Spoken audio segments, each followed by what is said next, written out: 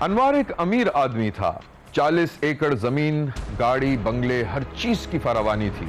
बस एक कमी थी और वो ये कि उसकी शादी नहीं हो रही थी और उम्र भी 40 से तजावुज कर गई थी। फिर एक दिन उसे एक लड़की के रिश्ते की पेशकश हुई, लेकिन अनवार ने शादी करने से इनकार कर दिया। लड़की उससे उम्र में बहुत छोटी थी, बल्कि निस्फ उम्र की थी। मैं हूं पारस मसरूर और आप देख रहे हैं कोई देखे न देखे, शब्बीर तो देखेगा। शब्बीर ने देखा कि गांव की एक बड़ी सी हवेली के बाहर नौकर चाकर जमा थे। जमींदार अनवार की कार खड़ी हुई थी।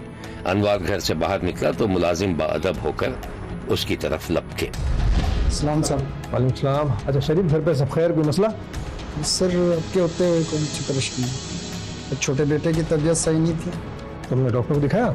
मैं अम्मी ने दवाई खिलाई है, कुछ बेहतर। ठीक। अच्छा ये बताओ कि बाहर गेट पे गाड़ी किसकी खड़ी है? ये पता तुम्हें कौन है? सर वो छोटे जिम्मेदार बशीर साहब। वो तो तुमने मुझे बताया क्यों नहीं? सर वो भूल गया था। अच्छा ठीक है, बुलाओ। नौकर दौड़े दौड़े औताक की तरफ गए और वापसी पर बशीर को साथ ले आए।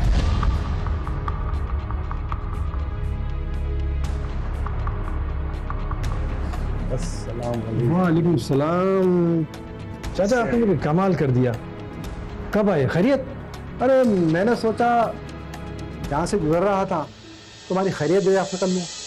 क्या करें चाचा, काम में इतना उलझ गया हूँ कि टाइम नहीं मिलता है। अब इतनी ज्यादा जमीनें मुझसे अकेले जो ना नहीं संभलती। हाँ ये तो है। अरे शादी कर लो, बीवी तुम्हारा हाथ बटा देगी। अरे चाचा इस उम्र में भला मुझे कौन अपनी बेटी देगा? अरे क्या कमी है तुममें? दौलत है, शोहरत है, इज्जत है, और क्या चाहिए? अगर तुम कहो तो मैं देखूं लड़की तुम्हारे लिए। अरे आप मेरे बड़े, ये तो बहुत अच्छी बात है, आप देख लें। ठीक है। शायद तुम कहीं जा रहे थे। हाँ चाचा मैं जरा जमीनों पर जा रहा था, लेकिन अच्छा नहीं लगे कि आपको चाय पानी कुछ खाना पीना। नहीं कोई बात नहीं, बस मैं भी जा रहा हूँ। ठीक है, फिर इंशाल्लाह शाम को मुलाकात होती है तुमसे। चले ठीक है, ठीक है, बहुत बहुत शुक्रिया। ठीक है, अल्लाह हाफिज। अल्लाह हाफिज। बशीर के 3 बच्चे थे, 2 बेटियां और 1 बेटा। एक बेटी और एक बेटे की शादी हो चुकी थी, जबकि तीसरी बेटी कमल, जिसकी उम्र सिर्फ 20 बरस थी, अभी कुंवारी थी और बशीर बेटी के रिश्ते के लिए परेशान था।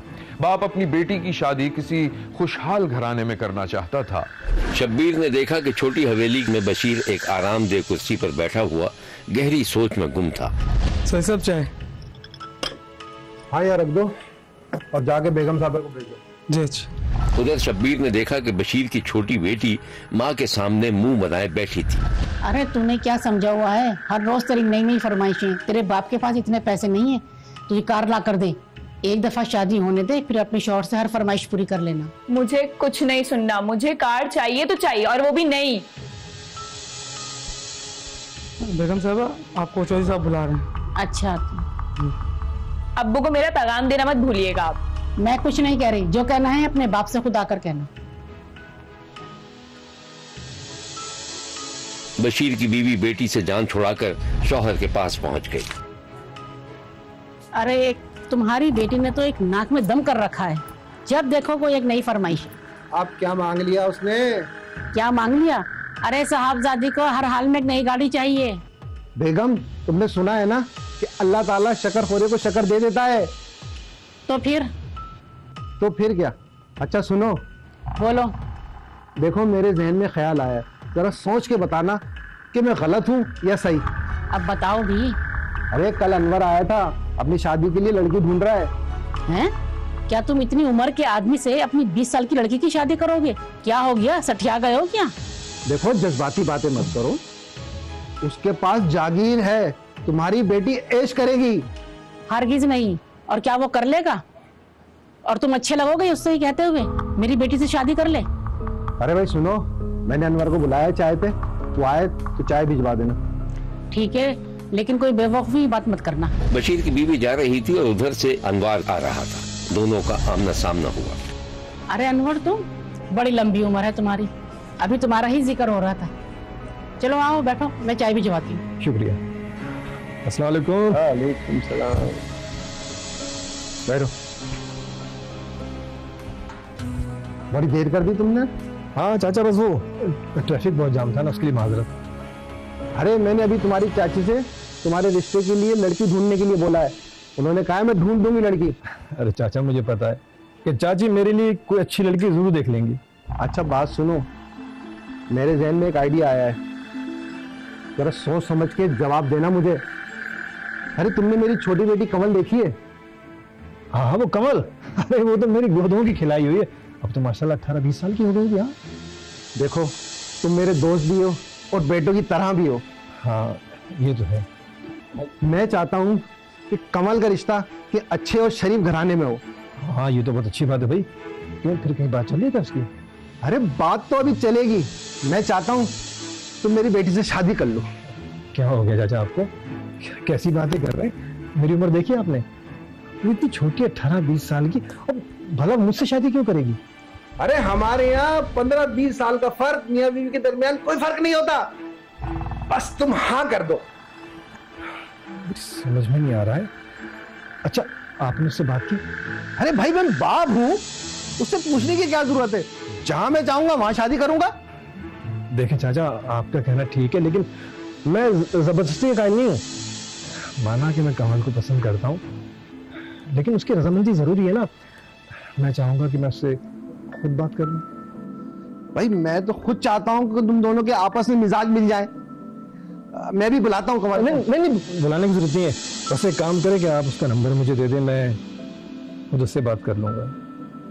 अच्छा, यहां लेते हैं एक छोटा सा ब्रेक। कहीं जाइएगा नहीं, हमारे साथ रहिएगा, क्योंकि कोई देखे न देखे, शब्बीर तो देखेगा।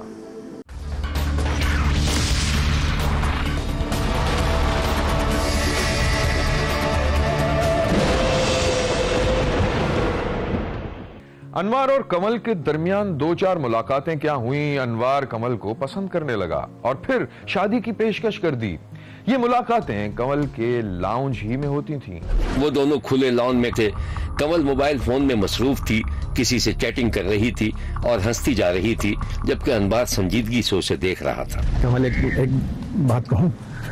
बोले। तो मुझे वाकई बहुत अच्छी लगने लगी हो। शादी करोगे मुझसे? शादी? अगर आपकी वक्त पे शादी हो जाती ना तो आज मेरे जैसे बच्चे होते हैं आपके। हाँ, तुम्हें हुई ना, तुम कर लो शादी। लेकिन जानो, तुम्हें बहुत खुश रखूंगा। तुम्हारी हर फरमाइश को पूरा करूंगा मैं। हर फरमाइश? ओके, लेकिन आप तो पाकपतन में रहते हैं ना, और मुझे तो वहां नहीं रहना। अरे तो क्या हुआ, मैं तुम्हारे शहर में तुम्हें बंगला बना कर दे दूंगा। और गाड़ी?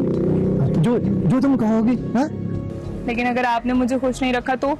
तुम बता देना ना कि कैसे खुश रखना होगा तुम्हें। चलो सोच के बताऊं। इसी दौरान कमल के फोन पर एक कॉल आ गई। हेलो, तुमने इस वक्त कॉल की है मुझे? हम रात में बात करेंगे व्हाट्सएप पे, अभी शादी चल रही है। अरे मेरा मतलब शादी की बात चल रही है। तुम्हें पता है मुझे लैंडलॉर्ड आदमी ने प्रपोज किया, मतलब पैसा भी बहुत है उसके पास। तुम्हारे पास तो इतनी सारी हैं फ्लर्ट करने के लिए। हाँ हाँ बाबा, बुला लूंगी शादी में, अभी होने तो दो। चलो ठीक है, खुदा हाफिज। किसका फोन था? अरे मेरी फेसबुक फ्रेंड का फोन था, वही तंग करता रहता है। तो तुमने बताया ना उसे कि हमारी शादी हो रही है? क्या? हेलो मिस्टर, मैंने उसको वैसे ही मजाक में बोल दिया था।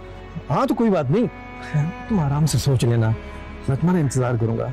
देखो कमल, मैं तुम्हारी हर ख्वाहिश को पूरा करूंगा, बहुत चाहता हूँ तुम्हें। ठीक है, सोच के बताऊं। 20 साला कमल ने अपने से दुगनी उम्र के मालदार आदमी से शादी कर ली और एक बड़े से बंगले में रहने लगी। 3 बरस तक कोई औलाद नहीं हुई, जिस पर कमल ने एक ले पालक चुन लिया। शौहर से बेजार हो गई, लेकिन शौहर की दौलत ने उसे बांध रखा था। इस दौरान वो अपने फेसबुक फ्रेंड शहबाज से घंटों बातें करती और फिर उसके जहन में एक खतरनाक ख्याल पैदा हुआ। उस दिन कमल का शौहर घर पर नहीं था, शहबाज से फोन पर बातें कर रही। कैसे कर लूं?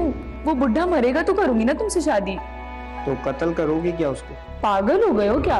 वैसे भी बहुत बीमार रहता है, थोड़ा सा ही टाइम है। कुछ करो यार, मैं तुम्हारे बगैर नहीं रह सकता। अच्छा रुको, मुझे उनकी कॉल आ रही है, मैं तुमसे बाद में बात करती हूँ। ओके, अल्लाह हाफिज।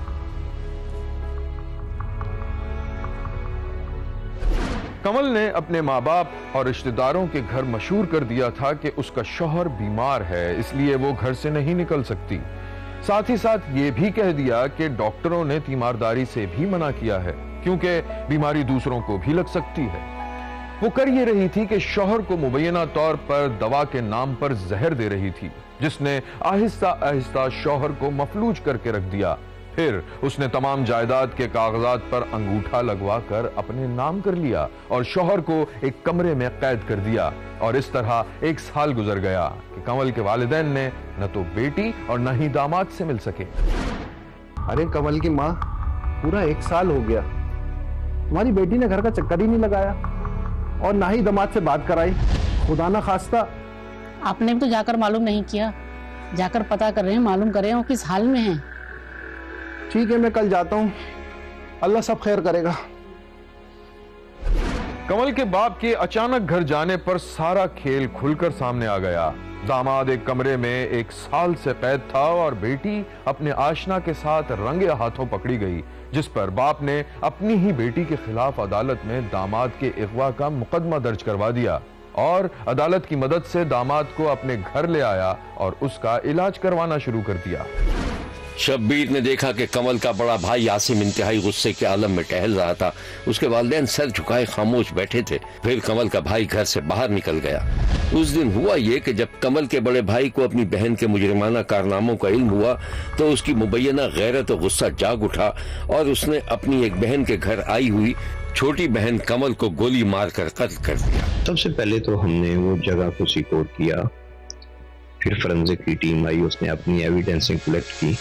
उसके बाद डेड बॉडी को हमने हॉस्पिटल शिफ्ट किया और मुकदमा दर्ज कर दिया। फिर हमने मुलजमान को रेड किया तो विदिन नो टाइम 1 या 2 घंटे लगे होंगे तो दोनों मुलजमान गिरफ्तार कर लिए और आला कत्ल भी बरामद कर लिया। और इसमें पुलिस ने बड़ी अच्छी इन्वेस्टिगेशन की है।